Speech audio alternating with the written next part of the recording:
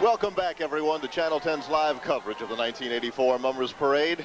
And let's extend another welcome. What was that, Frank? That was somebody opening a bottle of champagne late. That's right, here at the Mummers Parade. I'd like you to all welcome with me my co-host from 10 Around Town every Saturday night, Sherry Bank, and our medical reporter from the Channel 10 News. Hello, Sherry. Happy New Year. Hello. Happy New Year to you too, Steve, and to you too, Frank. It's wonderful to be here. And I brought our feathers that we got at the Mummers Museum the other day. We've gotten the spirit very early here. We were down preparing for the parade, everybody, to welcome the new year by doing some reports for you on the Mummers Parade at the Mummers Museum, and Sherry and I bought feathers there.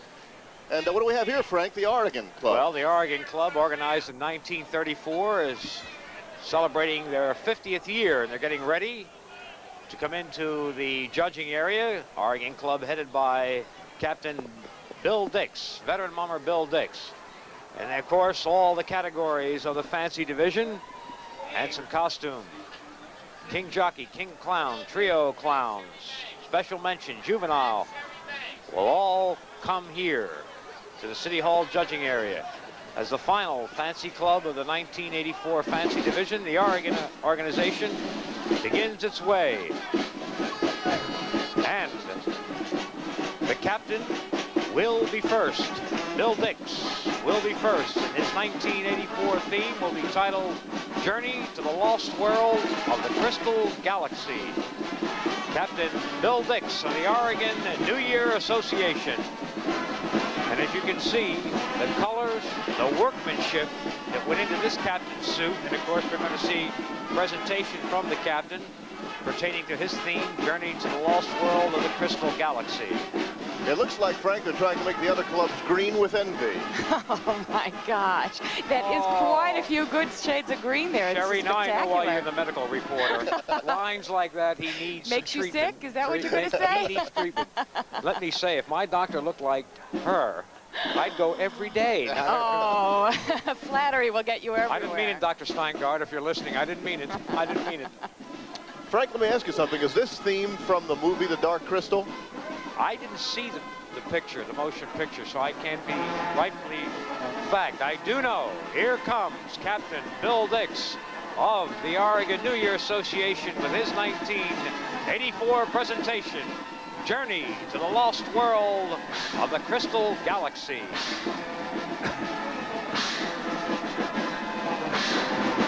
There is Captain Bill Dix on our screens now.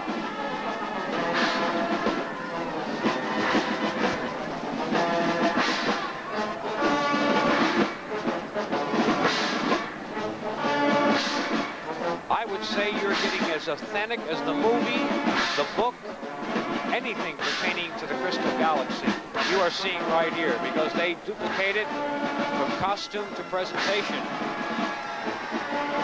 Well, when that movie came out, all the talk was about how much work went into making that movie, all the production values involved, and I think that they kept up that theme here too, because you can tell the amount of work that went into preparing these costumes. I will say that the production and the work and the money that went into this may have just equaled that movie, because this is a man, Bill Dix, that does the work, and many of the mummers in the fancy division, and I know he has done, no heat in garages for the past 2 months, working every day and night and every moment possible they get.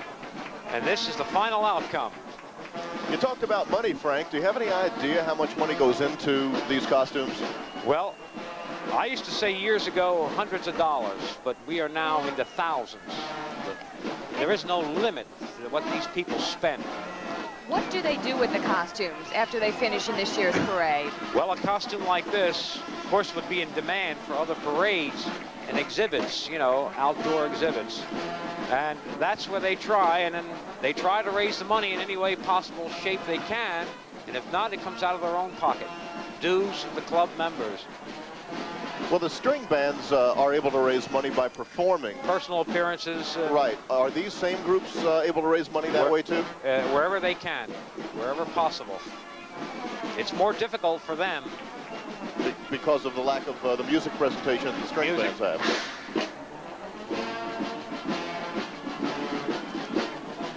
Frank, are they able to reuse any of the materials in costumes from year to year? Not in the captain's category. It must be all new.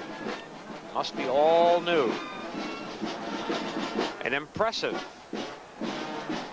presentation from Captain Bill Dix of the Oregon New Year Association. Journey to the lost world of the Crystal Galaxy.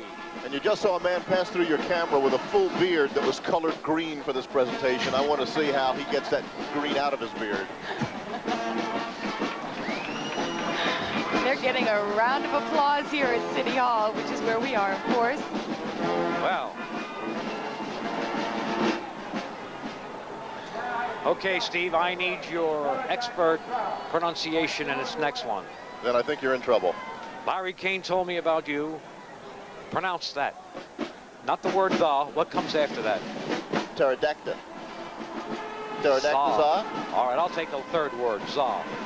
Pterodactyl za. That's good enough for me. Very An good, entry in the Steve. King Jockey category. Sean Ruiz from the Oregon Club. Well, if I remember my old college science courses, that's fashioned after a pterodactyl. That's the right. large bird that Sherry dreams of. Okay. That's very pretty. I like that. You must have taken that mummers course at Temple University, Steve, and didn't tell anybody. I see that's being offered again this year. Is that right? Yeah, I think we're going to put Steve in. I know we're going to put Larry Kane in there, that's for sure, right in the front row. Well, last night on the 10 Around Town preparation show for the Mummers Parade, when Sherry and I were at the Mummers Museum, we took a photograph of the costume that Larry wore last year, and it brought back warm memories to all of us. It did, and a few fits of laughter, too. Okay, here we have an entry in the Trio Clown category titled The Skis of the Dark Crystal from the Oregon Club. Frank, how do they decide on their theme every year? Is it a group vote? Is it a democratic kind of thing? On these particular categories, like Trio Clowns, the 3 individuals involved will decide among themselves. Bring it to the club on an open discussion. If another trio from the club just happen to pick out the same thing, then they're fine. But it's basically up to the individual participants using the trio categories like we are witnessing right here. It's up to the 3 individuals who will have to carry the suit, make most of it, pay for most of it, and carry it. That's right. And as you said, on a day like today, it's a little easier to carry when there's no wind up there. You can see with a costume that sticks up through the air that much on a windy day, it must be very difficult. Well, now, a sinner's nightmare. An entry in the handsome costume. Don't look at me, Steve. In the handsome costume category, here is Chuck Collins from the Oregon Club, A Sinner's Nightmare. This is a beautiful piece of work.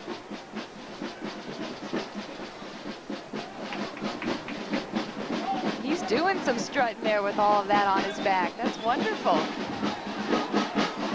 Frank, who designs the costume? Do they go outside to a professional artist, or is it done inside? They do it themselves, or they go to a professional. But most of the fancies do it themselves. Well, as we look at the Sinner's Nightmare, we'll leave you to ponder what that means for you individually as we break away for just a moment. But stay tuned, because the 1984 Mummers Parade continues on Channel 10. Happy New Year, everybody.